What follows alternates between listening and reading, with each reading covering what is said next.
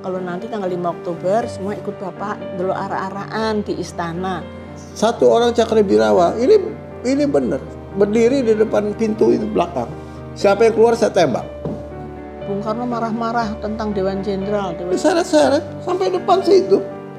Taruhlah pinggir jalan situ. Ibu kan marah banget, jadi ibu bilang, "Wes, semua serahkan ke negara. Bapakmu sudah diambil, semua serahkan semua ke negara." Ya itu dijadikan museum.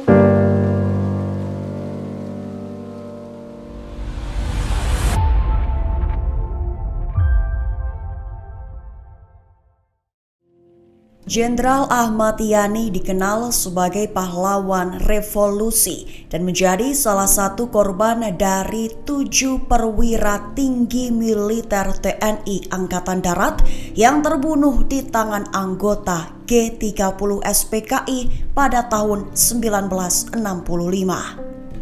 Peristiwa G30 SPKI menyisakan luka mendalam bagi anak-anak Ahmad Yani yang menjadi saksi aksi penculikan dan pembunuhan sang ayah di rumah mereka.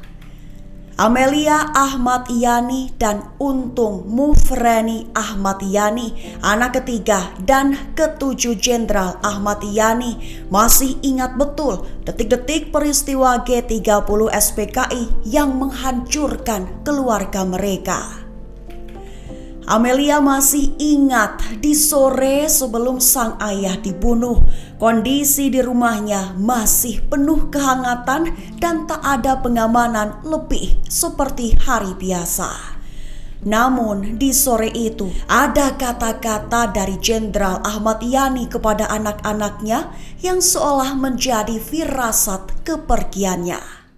Waktu itu memang tanggal 30 September itu istimewa ya buat saya sama adik-adik saya yang berempat. Bapak tuh ganti baju, terus ke situ berdiri di bar itu.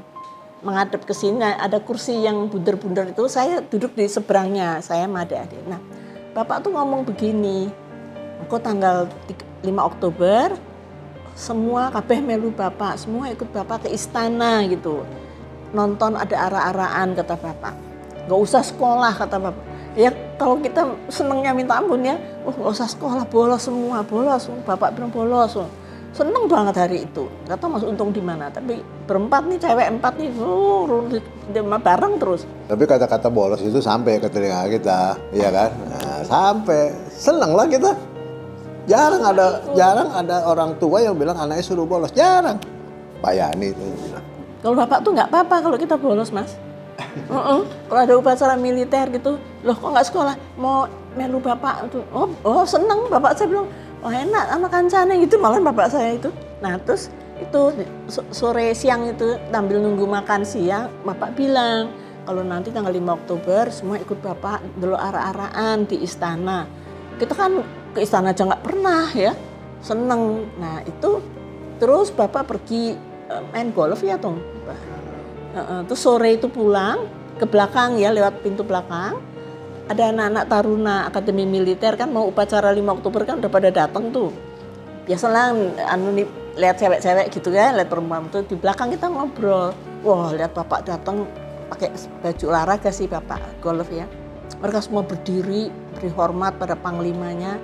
Bapak saya tuh kan nggak banyak bicara, dia bilang, seneng ya sama adik-adik, silahkan aja gitu. Mereka ini paling senang sama taruna, kata Bapak saya gitu. Nah terus Bapak saya masuk, duduk di kursi biru ini loh Mas. Ada pisang goreng. Setiap sore Mbok Mangun si Mbok kita yang udah ikut kita sejak kakak saya pertama lahir sampai yang ke-8 lahir itu, Mbok Mangun yang cuci hari-hari kita gitu ya. Jadi dia goreng pisang goreng. Dan di situ teh sama pisang goreng di meja itu. Dan sering juga kita nonton TV sama Bapak. TV-nya ya ini, hitam putih ya. Kita di bawah, Bapak di kursi biru nonton gitu.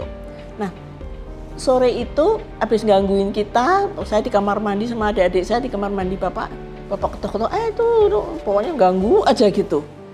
Nah, itulah terakhir. Dan waktu di bar itu Bapak bilang, ada minyak wangi, nggak tahu siapa ya, minyak wangi dari mana saya juga ada di situ botol minyak wangi, kena tangan Bapak saya tumpah dia, lalu diambil sama Bapak saya.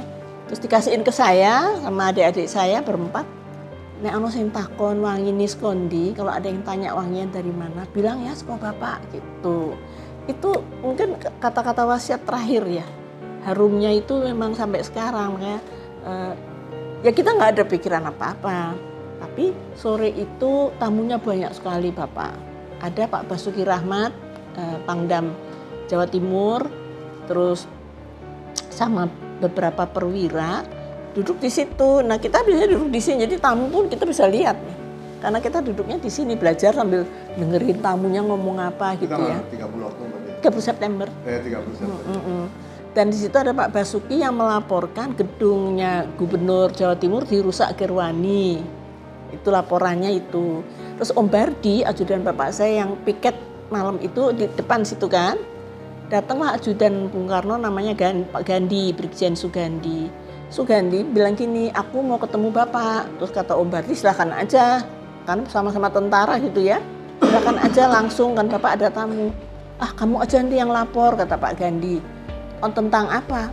Ini Bung Karno marah-marah tentang Dewan Jenderal gitu. Terus Om Bardi bilang, udah langsung aja. Nggak mau, Pak Gandhi, kamu aja yang lapor. Gitu. Nggak jadi, Pak Gandhi pulang. Nah tamu-tamu yang ini juga pulang, terus mungkin ibu pamitan sama bapak. Jam 9 mungkin ya, jam 9 ibu bilang mau ke Taman Suropati, mau nyepi. Ibu kan setengah orang Bali kan, ibu saya kan lahirnya di Bali, jadi setengah Bali, setengah Jawa gitu dari Blitar. Nah, ibu saya mau nyepi sama Tante Tini, itu temennya, sama ajudannya Om Sandi, terus Mas Ang, saudara kita, pokoknya 5 orang lah ke sana, ke Taman Suropati. Sama pengawal internal Pak Yani, ada 5 orang. Biasanya melekat dia, tapi malam itu suruh ikut ibu. Semua di Taman Suropati. Nah, terus kita di sini sama bapak. Terus kira-kira kita masih nyiapin buku gitu ya buat sekolah besok kan di belakang tuh. Terus bapak tidur jam 10 kalau nggak salah ya. Dan semua pengawalnya bapak yang baru diganti itu dari Yon Pomat Para itu disuruh pulang. Besok pagi jam 7 udah mesti siap gitu kan. Mau ketemu Bung Karno apa-apa gitulah, saya nggak ngerti. Ada tambahan dua orang Yon Pomat Para. Kok 2 orang sih Tom? 2 orang. Untuk regu? Enggak, 2 orang. Untuk jaga di rumah. Tapi suruh pulang, nggak ada tempat katanya, penuh. Jadi di sini garnisun aja, garnisun apa? Enggak, infanteri biasa. 12 orang yang jaga. Nah malam itu bapak tidur. Itu batalionnya Latif itu. Iya, anak buahnya Latif. Nah malam itu kakak saya yang pertama Mbak Ruli yang di UI itu dia lagi latihan di Batu Jajar. Oh, dia militer ceritanya tuh mahasiswa. Resimen Mahajaya.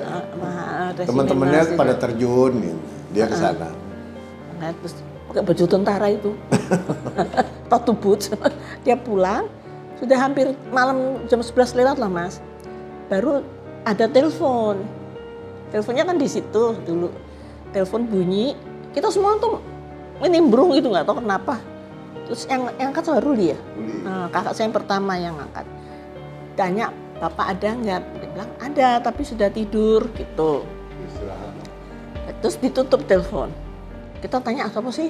Teman nanyain bapak. Nggak lama kemudian nggak sampai 5 menit telepon lagi. Tanya lagi yang sama, bapak ada? Ada, udah tidur. Gitu. Udah. Habis itu di-cut mungkin ya, telepon telekomunikasi udah dikuasai mereka kan. Nah, ibu nggak pulang-pulang. Nah, Mas Edi tadi adik saya itu kira-kira jam 4 lewat 1/4 mungkin. Dia ke belakang sama Mbok Milah ya satunya, bukan Mbok Mangun ya, Mbok Milah. Nyariin ibu kok belum pulang. Nah, karena ibu pergi itu nggak ada yang dikunci pintu-pintu. Masuk-masuk aja gitu, pagar juga nggak ada yang digembok itu nggak ada. Tapi tiap pintu itu ada yang jaga dong? Dijagain. Ada yang jaga. Mereka toh? Enggak, dari yang jaga di rumah sini. Oh. Titik-titik lah. Kan mungkin bapak ya nggak mungkin ada maling mau masuk gitu ya. Ya udah pede lah, udah percaya diri lah. Bapak tuh sangat percaya diri memang. Kalau di meja makan ngomongnya selalu kalau tentara itu kill or to be killed gitu ya, membunuh atau dibunuh, itulah tentara TNI gitu. Nah, terus makan siang bareng ya, terus habis itu Bapak tadi saya ceritain sore ya, Bapak makan pisang goreng, minum teh, ada tamu, malam tidur.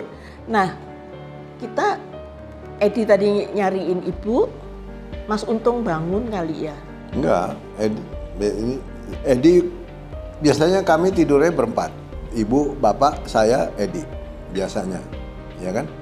Tapi malam itu enggak, karena mungkin nggak ada ibu kan. Nah biasa kan kalau anak-anak kan sama ibunya lah, bukan sama bapaknya kan. Bapak tidur sendiri, saya tidur di kamar sana, gitu kan. Edi ya di sana juga lah. Kalau Bu Amelia ini di belakang sama Mbak Yuni di belakang situ. Untung Mofreni menuturkan pada malam G30 SPKI saat sang ayah berusaha diculik oleh Cakrabirawa, sang ibu tak ada di rumah karena sedang menyepi di Taman Suropati Menteng. Disebutkan Untung bahwa kala itu seluruh rumah tak dikunci karena biasanya sang ibu akan pulang dini hari setelah menyepi. Namun siapa sangka bukanlah sang ibu yang datang pada dini hari, melainkan sekompi Cakrabirawa datang mengepung rumahnya. Kala itu adik Untung yakni Sura Edi Ahmad Yani yang terbangun mengira sang ibu pulang. Terkaget-kaget ternyata yang datang adalah pasukan Cakrabirawa. Oleh Cakrabirawa, Edi diminta untuk membangunkan sang ayah yang masih tertidur. Bangunnya sang jenderal dari tidurnya inilah kemudian menjadi awal tragedi berdarah yang disaksikan oleh anak-anak Ahmad Yani. Udah, bangunlah Edi, keluarlah dia dari kamar tuh ke sini. Ketemulah Cakrabirawa. 5 orang, itu yang inti, yang masuk 5 orang masuk ke belakang sini. Cuman di samping-samping itu juga banyak. Yang datang itu bukan 2 kijang, enggak, pakai bus, pakai truk, banyak. Istilahnya 1 kompi lah istilahnya, banyak. Dah, temu Edi, ditanya, Bapak, tolong bangunin Bapak dipanggil presiden, keadaan genting. Ya, Edi masih kecil juga tahu ada Dwi Korah konfrontasi dengan Malaysia, tahu dia, ya kan. Tolong bangunin Bapak dulu. Masuklah Edi, bangunin Edi. Pak dijemput sama Cakrabirawa. Ngapain Cakrabirawa isu-isu teko gitu kan? Memang ada agendanya Pak Yani, itu ada agenda jam 8 kalau nggak salah itu disuruh menghadap ke istana. Urusannya apa nggak tahu, pokoknya ada agendanya. Catat kan sama ajudan biasa kan gitu. Keluarlah Pak Yani sama Edi dari kamar situ. Terjadilah pertengkaran sini. Mas pikir aja, yang dibentak-bentak tuh bintangnya 3 Mas. Ya kan, Letnan Jenderal Menteri Panglima Angkatan Darat waktu itu. Yang bentak siapa Mas? Sersan, Kopral. Siapa yang nggak marah? Sersan dimarahin Kopral ya dibentak-bentak Kopral aja sersannya marah kok. Ini jauh sekali. Boleh dibilang dia komandannya lah, ya kan? Di Angkatan Darat dia paling tinggi. Meskipun ada Pak Nas, Kepala Staf Angkatan Bersenjata waktu itu kan Pak Nas. Dibentak-bentak. Siapa orang dibentak-bentak? Mau ganti baju, dipanggil presiden katanya. Mau ganti baju nggak boleh. Mau cuci muka nggak boleh. Dibentak lah Pak Yani. Siapa yang dengar? Edi lah yang dengar. Karena dia di belakang situ. Saya di dalam. Begitu dibentak-bentak, dipukullah salah satu. Kalau prajurit tahu apa? Ya jelas marah lah. Dipukul 1 orang. Ditinju. Yalah, ditinju. Dipukul. Makanya itu ada lukisan. Lukisan itu bukan lukisan rekayasa bikin-bikin, nggak ada. Itulah yang terjadi di sini. Itulah yang terjadi di rumah sini. Siapa yang lihat? Edi lah, karena dia di belakang situ. Ya, dipukul, ambil senjatanya, tapi dilempar balik. Balik, tutupin ya. Kalau tentara tahu apa kok? Kan gitu. Ya jauh lah. Urusannya presiden, urusan negara ya nggak tahu lah dia. Ya kan? Mungkin kenalan bapak saya juga nggak kenal kali, baru tahu dia di sini. Iya kan? Udah tutup pintunya, begitu tutup pintu, salah satu orang yang komandannya ini jadi tembak bener Mas. Tutup pintu tembak. Saya udah di situ Mas. Jadi apa yang terjadi malam subuh itu kita lihat, ada saksinya, ada saksinya. Begitu suara menggelegar tembakan, bangunlah semua, termasuk Bu Ameli juga yang di belakang. Bangun yang di sana, tanya kakak saya nomor 5, ada apa tuh bilang itu? Itu bapak ditembak. Udah kan, keluar kita, ini langsung diseret. Diseret bukannya diangkat. Enggak. Kalau di film masih diangkat tangannya, kakinya diangkat, tangannya diangkat. Di sini diseret-seret sampai depan situ, taruhlah pinggir jalan situ. Kita ngejar dari belakang nih, iya kan? Ibu Amelia coba mau keluar dari kamarnya nggak bisa karena dia dorong-dorongan sama Cakrawirawa. Nah, kita ke belakang situ. Satu orang Cakrawirawa, ini bener berdiri di depan pintu itu belakang. Siapa yang keluar saya tembak. Akhirnya apa? Anak Pak Yani masih perentil-perentil gitu, perempuan 6 ditambah 2 laki-laki. Apa? Nangis aja Mas, nangis di situ. Nangis nggak tahu mau ngapain, dia duduk situ.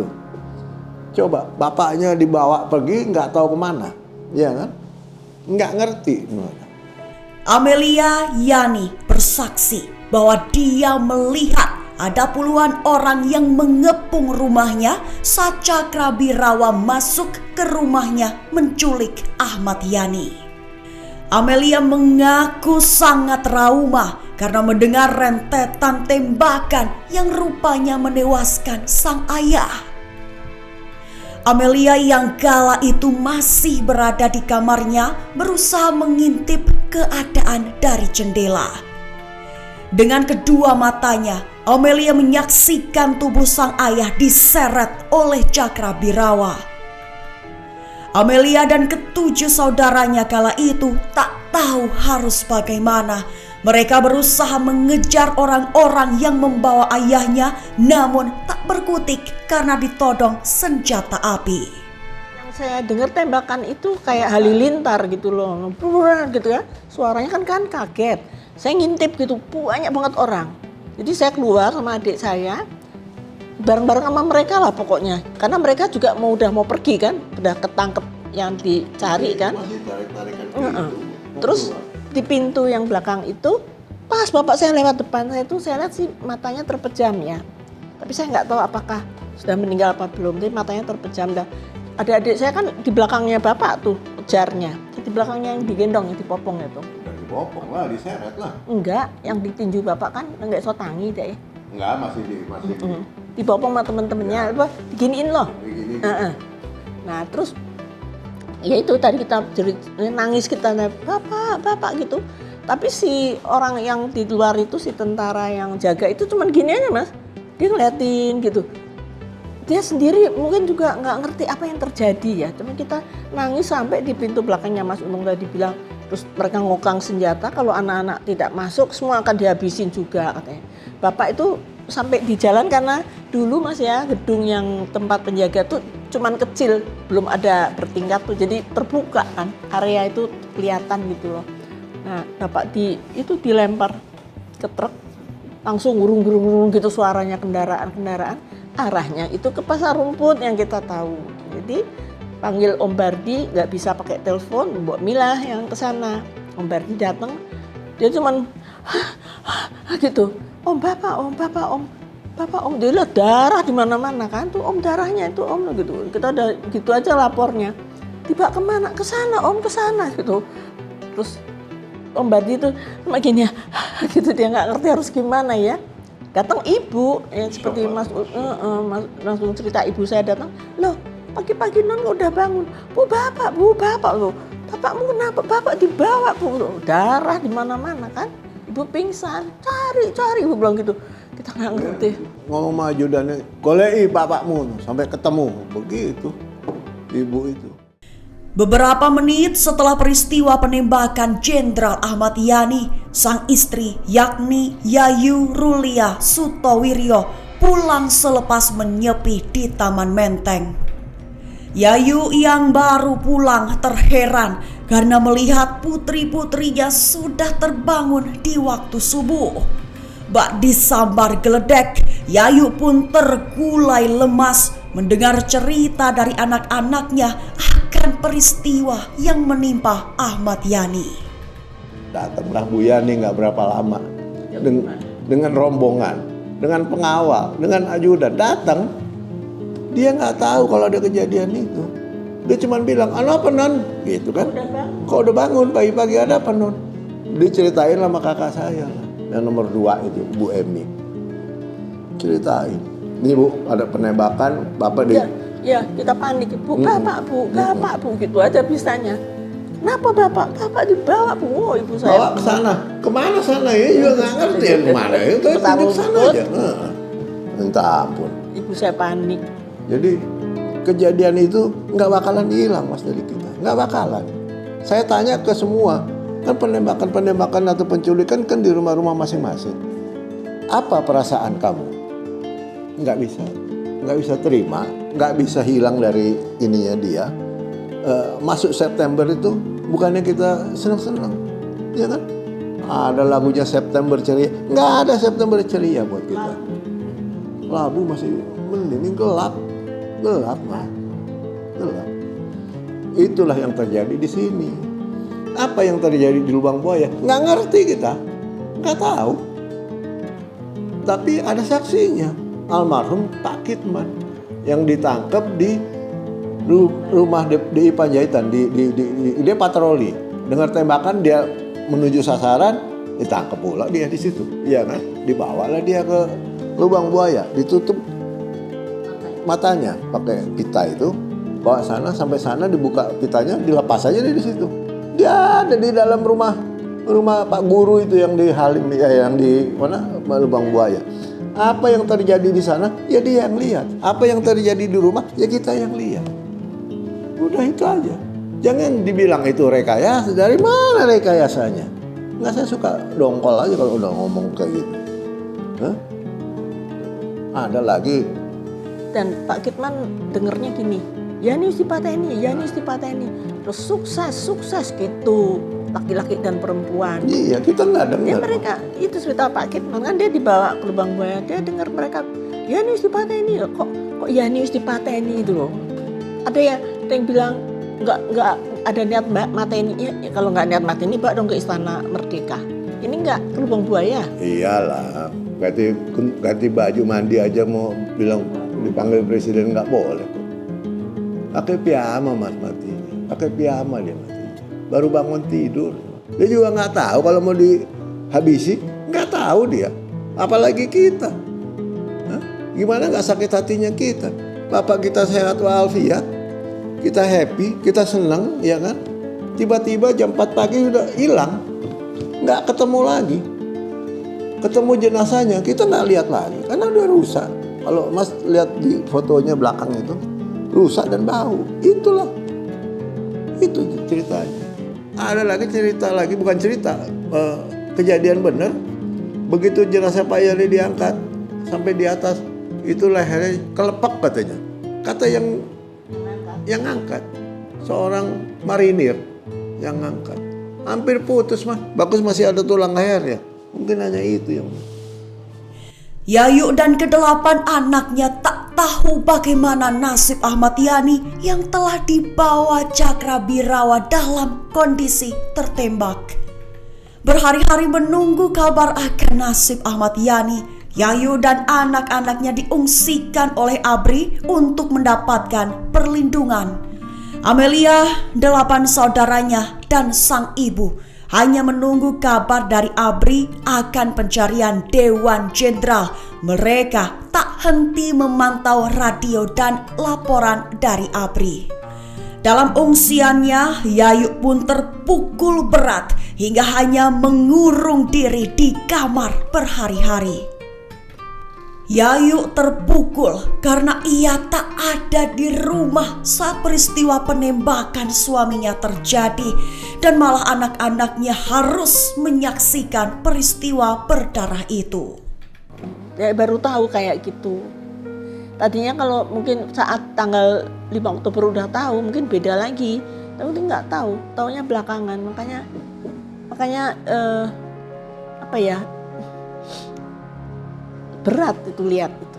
Nggak bakalan lupa, nggak bakalan. Berat sekali kejadian itu. Berhari-hari mengurung diri di kamar, Yayu akhirnya keluar kamar dan mengaku telah mengikhlaskan Ahmad Yani dan meyakini sang suami telah meninggal. Yayu mengaku didatangi oleh Ahmad Yani lewat mimpi dan berpesan untuk menjaga anak-anak mereka. Yayu lantas keluar dan meminta kepada keluarganya untuk disiapkan kebaya hitam untuk pemakaman Ahmad Yani. Benar saja, tak lama Abri datang membawa kabar telah menemukan keberadaan Ahmad Yani dalam kondisi meninggal dunia.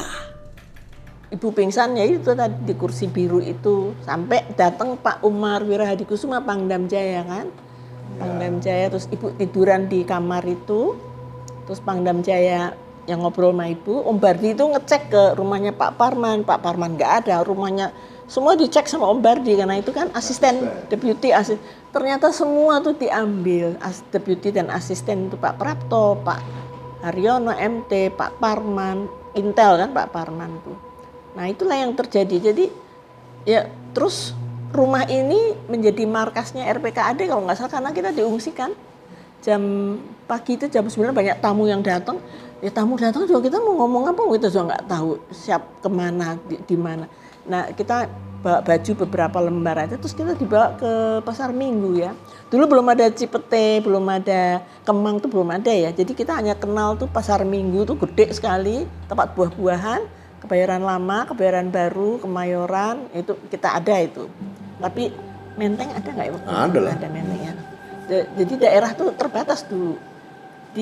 Ternyata itu di Kemang kalau nggak salah daerahnya. Mana? Siapa? Waktu kita Pasar Minggu. Pak Mariadi, Pasar Minggu. Ya sampai Bapak ketemu. Jadi di sana kita itu saya bawa transistor ya, karena dulu saya sering dengerin The Beatles tuh loh. Kan dulu nggak boleh Mas, dengerin lagu-lagu gitu tuh dilarang. Jadi ngumpet-ngumpet saya kalau hari Sabtu ke belakang nyari itu channel Singapura gitu ya. The Beatles tuh 1 sampai 10 tuh Beatles semua. Kayak apa gitu bayangan. Nah radio itu yang pagi itu didengar RRI bilang dikuasai gerakan 30 September yang mengatakan para jenderal yang akan melakukan kudeta sudah diselesaikanlah sama gerakan 30 September. Bung Karno dalam lindungan gerakan 30 September. Terus radio Australia bilangnya para jenderal yang diculik belum ditemukan, belum diketahui. Jadi dua itu kontras sekali ya. Nah kita di sana nggak ada listrik waktu itu, jadi nggak ngapa-ngapain, mak nunggu aja. Sampai suatu hari Minggu itu tanggal 3 Oktober jam 6 sore itu ibu saya keluar dari kamar, dia kan tidur aja, bukan tidur nangis aja. Keluar dia bilang gini sama Tante Tini itu temennya, bikinin aku kebaya hitam gitu ya. Buat apa Bu? Nanya loh anak-anak bego nih. Buat apa Bu? Bapakmu wis ora ono gitu. Tadi barusan datang ke ibu bilang jaga anak-anak. Pesennya jaga anak-anak itu ya. Terus jadi ternyata Mas tanggal 3 itu ketika sumur itu digali oleh para penggalian dari lubang buaya itu ya begitu digali gitu keluarlah gitu ya. Gaibnya itu bapak saya ke ibu gitu loh. Kalau kita mau bicara gaib ya gitu. Makanya ibu saya bilang, bapakmu wis ra ono gitu. Barusan ke ibu jaga anak-anak gitu. Kita nangis aja malam itu. Nah, terus tanggal 4 sore Om Bardi datang hari Senin itu dengan baju militernya yang udah basah, udah penuh lumpur, dengan mata merah keringetan. Pertanyaan kita nyambut dia cuma, udah ketemu Bapak Om? Dia bilang sudah katanya gitu. Tapi dia langsung masuk ke kamar sama ibu, lama kita di luar nunggu apa nih beritanya, kita belum tahu loh Mas waktu itu. Terus habis itu kita dipanggil ibu ya semua, masuk ke kamar ibu, loncat semua ke tempat tidur ibu mau dengerin ada apa sih gitu. Nah, ibu saya cuma bilang gini, saiki bapakmu benar-benar tidak ada kata ibu saya. Yang ada cuma ibu sama kamu semua dan kamu harus bisa menerima kenyataan ini kata ibu. itu susah sekali nerima kenyataan itu tuh, susah buat kita ya. Dan kita nangis aja, terus ibu bilang, wis jangan nangis. Om Bardi nangis, Om Bardi tuh nunduk tapi nangis ya. Wis jangan nangis terus, sekarang berdoa untuk Bapak biar dia tenang, kata ibu saya. Kita berdoa. Saya Om Bardi, ibu saya bilang gini, pokoknya saya harus lihat kayak apapun bentuknya Bapak, ibu harus lihat. Terus Om Bardi bilang, ibu lebih baik lihat fotonya saja, ibu akan bangga kalau lihat fotonya. Terus ya itulah, terus ibu, kita nggak boleh lihat, mungkin karena kepalanya putus dan sebagainya, nanti malah semakin parah ya, mungkin itu pertimbangannya ya. Kalau foto-fotonya masih di belakang. Terus akhirnya jam 5 sore kalau nggak salah ya, kita pulang ke sini, di jalan tuh sepi sekali, nggak ada apa-apa. Terus ya saya duduk situ, kok kayak gini ya, kemarin masih ngomong Bapak begini, kok sekarang kok nggak ada gitu. Nah ibu udah nggak bangun-bangun ibu. Kira-kira jam 10 malam kita semua ke MBAD, ke markas besar Angkatan Darat. Saya lihat di luar tuh tentara banyak sekali, pada nangis semua, tentara-tentara saya tuh nangis. Terus sampai di MBAD penuh dengan bau menyan, bau itu ada 7 peti yang diatur di situ, dijaga 4 taruna tiap peti. Ya udah tinggal lihat fotonya Bapak sama di bendera merah putih ya. Ya itu sampai jam 11 atau jam 12 malam kita balik ke sini, besok akan dimakamkan gitu kan. Jadi ya udah, entah tidur entah enggak, saya juga enggak tahu lah. Pokoknya pagi-pagi kita siap-siap lagi ke MBAD, penuh masyarakat di sana. Terus ya Mas lihat filmnya kan ada itu. Terus ya itu pidatonya Pak Nasution yang sangat menyentuh, yang mengatakan fitnah gitu. Adik-adikku tidak saja difitnah tapi dibunuh gitu. Selamat jalan katanya. Terus diarak lah itu di atas panser. Nah itu ya Bapak saya bilang, arak-arakan tuh itu semua melu, semua ikut Bapak. Iya kita ikut, tapi ke istananya itu Taman Makam Pahlawan, bukan Istana Merdeka gitu loh. Jadi diarak di atas dengan didoain ratusan ribu manusia. Waktu itu masyarakat mendoakan, semua nangis, semua marah. Kita lewat Jakarta Timur ya kalau nggak salah, bypass itu. Ya lewat situ terus sampai ke Taman Makam, itu 4 jam perjalanan. Dengan hujan rintik-rintik mendung, tapi masyarakat tuh semua keluar. Dan saya di situ baru bisa merasakan ternyata kehilangan juga mereka gitu loh. Gak hanya kita itu ya. Ya itulah peristiwa dunia, dimakamkan dengan sempurna. Dan inspektur upacaranya itu Subandrio, Waperdam 1, yang nanti ditangkap juga. Karena dia punya kantor di sini Mas, Jalan Madiun, di ujung itu yang Badan Pusat Intelijennya kan di situ. Ya. Yang jadi inspektur upacaranya itu Subandrio, yang nantinya akhirnya ditahan 30 tahun ya, karena dia terlibat ternyata. Itu ada cerita lain lagi ya, Mahmilup dan sebagainya. Tapi kejadian itu ya seperti itu. Tanggal 5 Oktober tidak ada hari ABRI, yang ada pemakaman 7 pahlawan revolusi yang ya pastilah saya sama Mas Untung nggak akan bisa lupa, nggak mungkin Mas. Jadi kalau sekarang 58 tahun kemudian masih dipersoalkan, masih begini, padahal kita itu diem, kita itu nggak menuntut ya apa-apa, tapi ketika ada yang memberikan ya tidak adil lah bagi saya atau tidak bijaksana secara hukum ya tentu harus kita lawan dengan hukum. Jadi itu arak-arakannya yang Bapak saya bilang. Dan istana itu adalah Taman Makam Pahlawan. Amelia menuturkan pada malam G30 SPKI adalah momen terakhir ia melihat ayahnya secara langsung. Bahkan setelah jenazah Jenderal Ahmad Yani ditemukan, ia, kakak, adik, dan ibunya tak sempat melihat jenazah sang jenderal. Amelia bahkan baru berani melihat foto-foto pengangkatan jenazah ayahnya diangkat beberapa tahun setelah G30 SPKI terjadi. Amelia merasakan sakit yang mendalam melihat kondisi jenazah Ahmad Yani dan 6 pahlawan revolusi lainnya yang begitu memprihatinkan.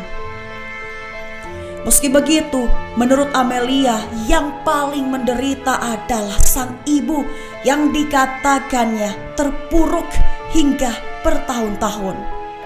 Bertahun-tahun sang ibu terpuruk.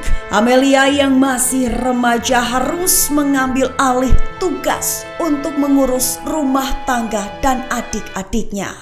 Saya nggak pernah lihat kok Mas. Itu foto itu adanya di Lubang Buaya. Dipasang waktu upacara Lubang Buaya, itulah saya baru lihat. Gitu loh. Jadi selama itu, jadi gini ya, kita nggak pernah tahu seburuk itu kondisinya. Karena waktu itu kan di rumah ini kan penuh manusia lah, penuh tamu siang malam.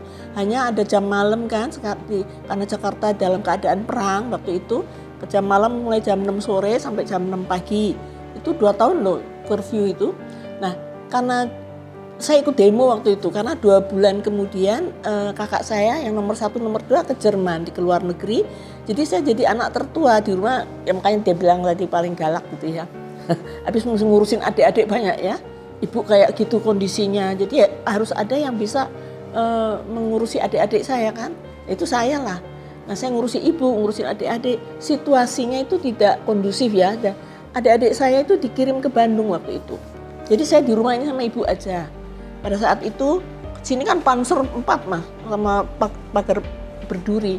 Nah waktu itu kantor itu yang intelijen itu kan diambil alih sama TNI, tembak-tembakan Mas. Saya di jendela sini sambil megang baju, saya mau lari gitu ya. Itu diambil semua dokumen-dokumen tuh, tembak-tembakan Mas. Kan di Jalan Madiun itu loh, pas di pojokan itu. Jadi itu diambil alih. Kemudian habis itu ibu bikin museum ini. Ibu kan marah banget, jadi ibu bilang, "Wes, semua serahkan ke negara. Bapakmu sudah diambil, semua serahkan semua ke negara." Jadi itu dijadikan museum, sehingga kursi ini semua yang ada di rumah ini nggak ada yang kita bawa, karena menjadi milik negara, diresmikan oleh Pak Harto tanggal 1 Oktober tahun 66. Nah terus dengan mahasiswa saya ikut demo dulu Mas, saya masih di SMA, saya ketua Aksi Pemuda Pelajar Indonesia, belum ngerti politik sebenarnya, tapi mau jatuhin Bung Karno waktu itu, memang gantung Soekarno, adili Soekarno waktu itu. Tiap hari kita ngumpul di UI itu Mas, di Fakultas Kedokteran, terus rame-rame naik truk tuh, saya mimpin teman-teman saya kan, rayon Garuda namanya di daerah Lapangan Banteng ya. Terus kita itu demo di depan istana tiap hari itu kayak gitu. Kadang-kadang ibu saya nyari saya di sana, saya di pintu air sana, Pasar Baru kan dikejar Cakrabirawa gitu waktu itu. Jadi kehidupannya seperti itu. Nanti jam 5 udah pada pulang Mas, karena jam 6 sudah nggak boleh keluar. Kalau kita mau ke makam bapak di Taman Makam Pahlawan, kita naik yang kayak bis tuh loh, kendaraan yang jadi semua masuk, pengawal masuk semua. Karena ada ini Mas, pesandi. Jadi jam 6 sore sandi udah ada. Misalnya sandinya pisang, jawabannya mangga misalnya. Kalau di stop di jalan pisang gitu, kita jawabnya rambutan, itu ditembak Mas. Jadi hanya orang tertentu yang tahu sandi yang bisa keluar. Nanti di makam tuh sampai jam 12 malam bawa tikar, bawa termos isi minum. Ibu yang paling berat. Jadi kita itu sebenarnya nganterin ibu, nggak mau pulang. Kok sih toh, Bu, udah malam, udah hampir jam 12. Kok sih toh, pokoknya ibu tuh kayak pengen tidur di situ, karena mungkin dia menyesali bahwa dia nggak ada di rumah, itu aja. Jadi yang menghadapi itu anak-anak itu yang masih kecil-kecil ya. Tapi saya sudah 16 tahun waktu itu, tapi Mas Untung kan masih 11 tahun, Edi masih 7 tahun, jadi masih kecil. Dan banyak, kita kan 8 orang, tapi dengan Mbak Ruli, Mbak Emi pergi ke Eropa, ke Jerman, jadi tinggal 6 di sini. Dan adik-adik saya lebih sering dititipkan ke teman bapak saya, teman lama itu di Bandung. Jadi saya banyak nemenin ibu di sini. Memang sepi Mas, tapi ada tahlil, ada pokoknya kalau keadaan genting, adik saya dikirim ke Bandung. Nanti pulang lagi ke sini, ngumpul lagi gitu. Jadi ibu saya soalnya bingung. Ibu saya itu seperti orangnya nggak ngerti harus bagaimana. Dia, Pak Pi itu ninggal ke anak wolu gitu, ibu saya gitu ya. Nggak ada, bapak saya nggak punya deposito, nggak punya uang, nggak punya apa-apa, gaji tentara Mas ya. Gaji tentara berapa gitu. Nanti saya kasih lihat ada tulisan bapak saya keluar negeri beli senjata itu ada sisa uang 260 rupiah. Itu bisa bikin traveler's check loh coba. Jadi nilainya uang tuh 260 rupiah itu masih bisa bikin traveler's check coba. yang ada ibu saya bingung nyari apa, masih ada uang nggak di lemari, nggak ada. Bapak saya itu orang yang sama sekali tidak memikirkan itu, Mas. Jadi kalau kita nggak punya apa-apa ya memang nggak punya apa-apa, punyanya cuma rumah dinas. Nah tapi waktu mau bikin museum itu rumah depan tuh dibeli sama ibu, tapi ibu kan mungkin teman-temannya yang teman-teman bapak saya banyak yang bantu ya untuk membeli rumah itu, rumah milik polisi. Tapi waktu bapak masih ada itu MGM itu loh, importir MGM Hollywood, film-film Hollywood dulu ada loh. Makanya bapak saya dicap anti Amerika lah, mata-mata Amerika, karena bapak saya itu punya sahabat namanya George Benson.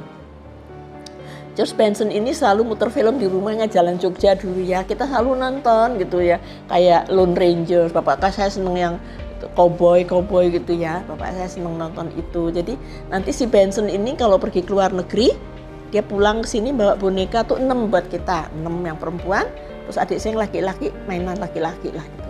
Bapak saya kalau pergi ke luar negeri juga pulangnya bawanya boneka untuk kita, baju-baju anak-anak, boneka 6 pasti dah. Terus adik saya yang laki-laki mungkin kereta apian. Jadi kalau luar negeri gitu, kan masih ada boneka-bonekanya kami tinggal di sini. Terkait isu Dewan Jenderal yang akan mengkudeta pemerintah Presiden Soekarno, Amelia pun memberikan bantahan keras. Amelia menyaksikan bagaimana dekatnya Bung Karno dengan Jenderal Ahmad Yani. Bahkan menurut Amelia, Ahmad Yani merupakan sosok yang mengidolakan Bung Karno karena sering membahas sang presiden dengan anak-anaknya. Jadi Bung Karno pernah datang ke Taman Suropati, waktu itu kan Bung Karno bilang, wah Yani kamu rumahnya jangan ini, kamu harus pindah yang gede, yang besar, kan kamu Menteri Panglima. Itu yang milih Bung Karno juga rumahnya, yang Taman Suropati itu. Nanti beliau kan punya pacar baru tuh di Jalan Madiun, dekat banget Bu Haryati. Jadi kalau siang itu kita suka ngintip kan. Cakrabirawa tuh di sekitar Taman Suropati itu. Bapak bilang, aja ngintip buat bapak saya itu. Tapi Bung Karno perhatiin gini, gentengnya jangan genteng kodok, ganti genteng sirap. Ininya jangan ini, warnanya tuh Bung Karno. Saking deketnya sama bapak saya itu ya. Nah waktu selamatan rumah itu, kita dibarisin sama bapak juga di pintu depan. Bung Karno kan dari Jalan Madiun teman muter gitu kan, itu sama istri barunya namanya Haryati, turun tuh pakai tongkat komando, penuh bintang segala macem, sama dikenalkan sama bapak nomor 1 sampai nomor 8. Itulah pertama kalinya salaman sama yang namanya pemimpin besar revolusi gitu ya. Yang namanya tiap hari disebut bapak saya Oudeheer, kalau lagi makan siang kalau ngomong Oudeheer itu artinya ini mesti ngomongin Bung Karno gitu. Jadi itulah bapak, anak-anaknya dia berbangga sama anaknya, biar 8 itu dibarisin, dikenalin semua, ya cuma gitu aja. Gak pernah gak dikenalin, Mas. Waktu itu kan saya masih anak-anak, gak ngerti politik lah ya, hubungan Pak Yani Bung Karno tuh saya hanya taunya Oudeheer itu artinya bapak yang dihormati itu ya, jadi itu Bung Karno. Kalau ngomong Oudeheer sama ibu saya berarti udah deh, kita gak ngerti karena bahasa Belanda. Tapi kalau yang lain-lain yang sekolahnya priye dino iki, mbak kakak saya tanyain sekolah gimana, ada gitu ya, itu nggak apa-apa, itu biasa. Tapi udah Oudeheer, udah deh ini pasti Bung Karno, udah gitu aja. Nah terus tentang hubungan bapak dengan Pak Harto, saya juga nggak tahu. Saya tahunya itu ketika saya sudah menulis buku, karena ibu saya selalu tanya, kenapa bapakmu kok dibunuh, itu salah apa dia gitu ya.